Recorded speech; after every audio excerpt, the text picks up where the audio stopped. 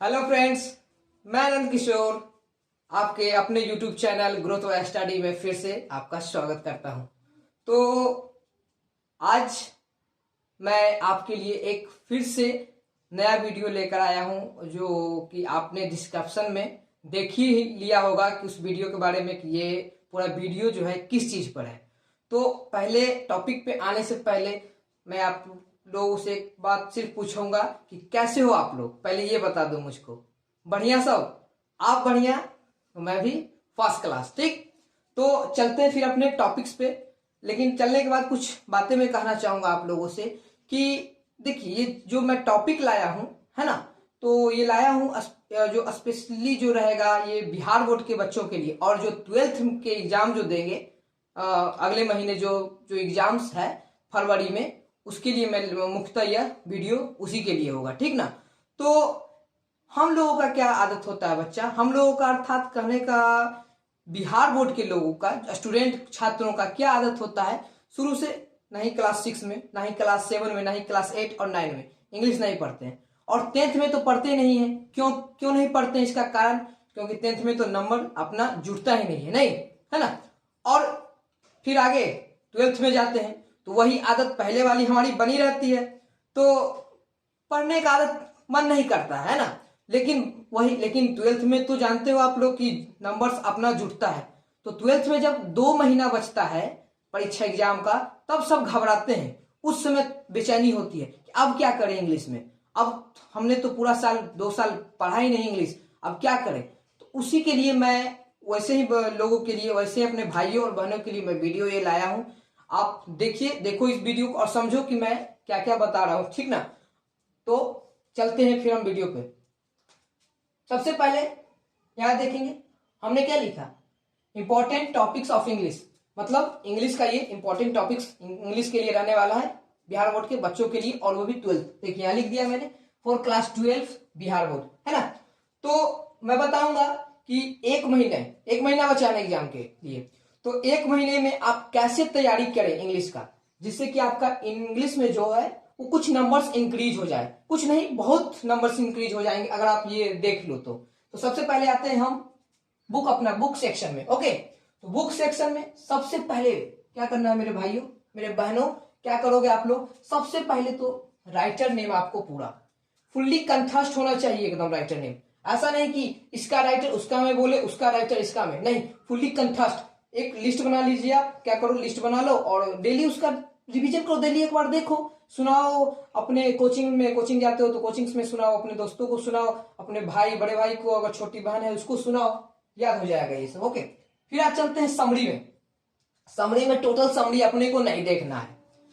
क्यों नहीं देखना कि 1 महीना तो टाइम ही बचा, अब टोटल समरी देखोगे पूरा, हो पाएगा? नहीं हो पाएगा। तो क्या देखेंगे, कुछ समरी मैंने दिया है जो एग्जाम्स में आते हैं, लड़ते हैं इससे टॉपिक्स, है ना। तो सबसे पहले जो समरी भी दो भाग में बटा हुआ है, एक पोयम, अब आपका एक प्रोज है। तो सबसे पहले हम देखेंगे पोयम सेक्शन में द स्नेक, ये जो लिखा है मैंने वो सब VVI है, मतलब जो एग्जाम्स में आएंगे ही, इससे लड़ेंगे ही, और इसे समरी आते हैं 5 नंबर्स के, 5-10 नंबर्स के समरी आते हैं इससे। अगर आप इसको देख लेते हो, अच्छे से देख लेते हो, तो आपके 10 नंबर इंप्रूव हो जाएंगे समरी के माध्यम से। तो द स्नेक बहुत अच्छा एक पोयम है, ये देखिएगा आप लोग।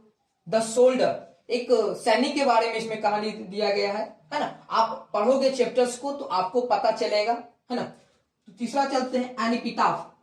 एपिटाफ का अर्थ होता है कब्र, लिख लीजिए अगर साइड में अगर लिखना चाहे तो। क्या होता है? कब्र। एपिटाफ का अर्थ क्या होता है? कब्र। उसमें लेटर कब्र के बारे में, एक औरत महिला का कब्र होता है उसके बारे में वो शोक अपना प्रकट करते हैं इसमें, है ना। तीसरा आता है फायर ह्यूमन, मतलब आग की दोष, मतलब आग के द्वारा किया गया गलत कार्य, ये सब इसके बारे में चर्चा है इसमें। सॉन्ग ऑफ माई सेल्फ, ये भी एक अच्छा पोएम है। ऑड टू ऑटोमन, ये भी प्रकृति से संबंधित पोएम है।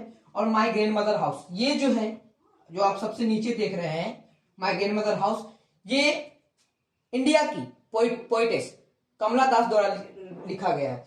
जब वो अपनी दादी माँ के साथ बचपन में रहती थी ना, तो वो जवान, मतलब वो बड़ी हो गई, जब उन्होंने कविता लिखना चालू किया इंग्लिश में, तो उन्होंने उसका वर्णन अपने इस कविता में किया है। ठीक ना। फिर आ जाते हैं अपना prose section, Indian civilization and culture. सबसे पहला क्या आता है, इंडियन सिविलाइजेशन एंड कल्चर, जो महात्मा गांधी जी द्वारा हमारा लिखा गया है। इसमें भारतीय सभ्यता और ये हमारे यूरोपीय सभ्यता के जो डिफरेंस बीच में होता है, वो डिफरेंस को दिखाया गया है इसमें। दूसरा आपका हो गया भारत रिमाई हो, ये भी बहुत अच्छा है, ये भारत के बारे में इसमें बताया गया है। द आर्टिस्ट, इसमें एक जापानी लड़के की कहानी बताई गई है, सिगा नोया द्वारा उन्होंने लिखा है ना। फिर है आई हैव अ ड्रीम, ये मार्टिन लूथर किंग जूनियर द्वारा लिखा गया है।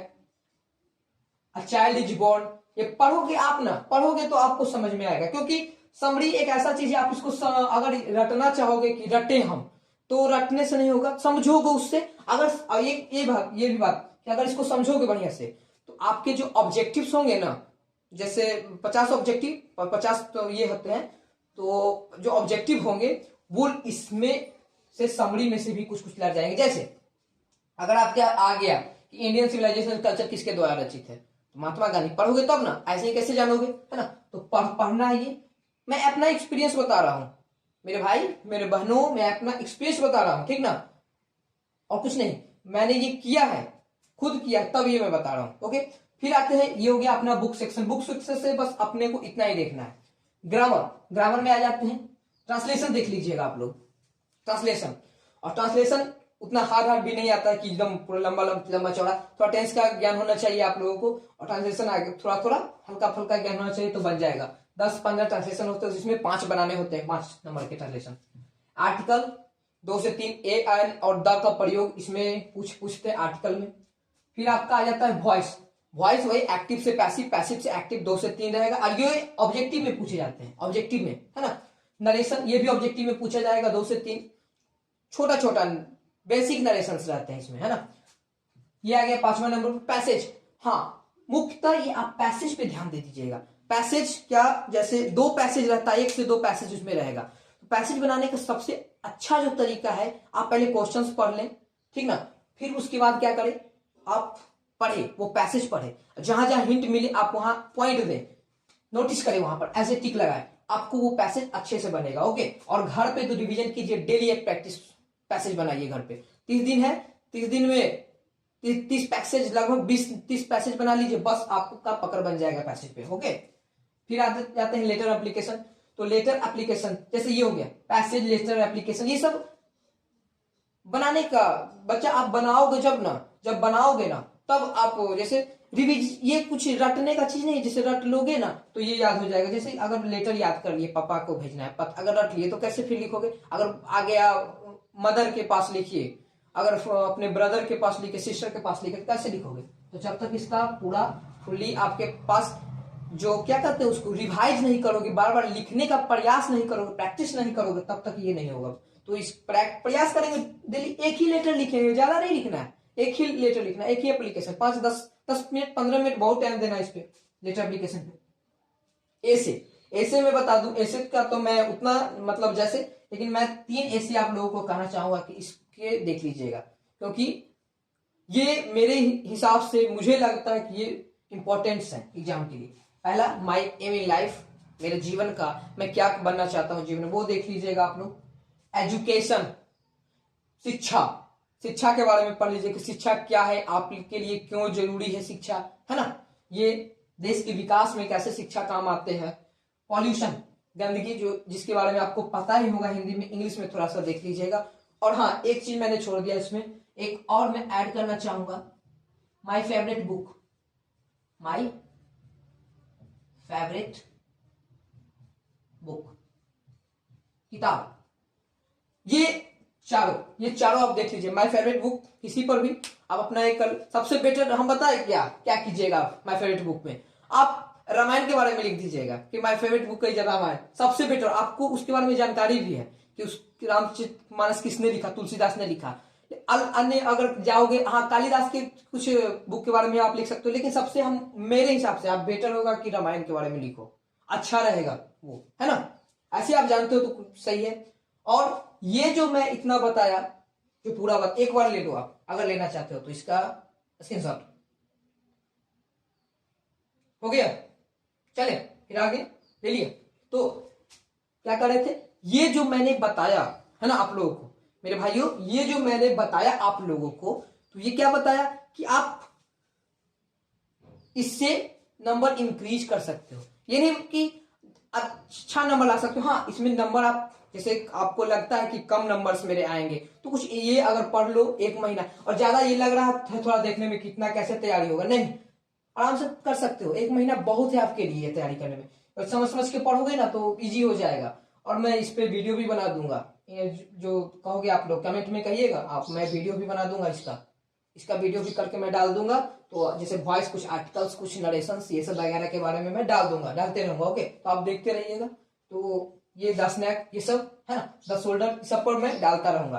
तो आप लोग क्या कीजिएगा, 1 महीना है आप लोगों के पास, आप लोग बढ़िया से तैयारी मगन होकर पूरा एकदम लग जाना है एग्जाम में, है ना। और ये और जो बच्चे शुरू से तैयारी कर रहे हैं इंग्लिश का, वो तो बेटर है, वो मैं कहूंगा उनके लिए बेस्ट, उनको वो अच्छा नंबर लाएंगे ही लाएंगे। लेकिन ये उनके लिए है, और वो भी दोनों देख सकते हो, लेकिन ये ज्यादातर उनके लिए है जो लास्ट में 1-2 महीने के बाद जो तैयारी करना चालू करते हैं, इंग्लिश का स्टार्ट करते हैं, वे उनके लिए ज्यादातर ये नंबर्स बढ़ाने इंक्रीजिंग पॉइंट है ना।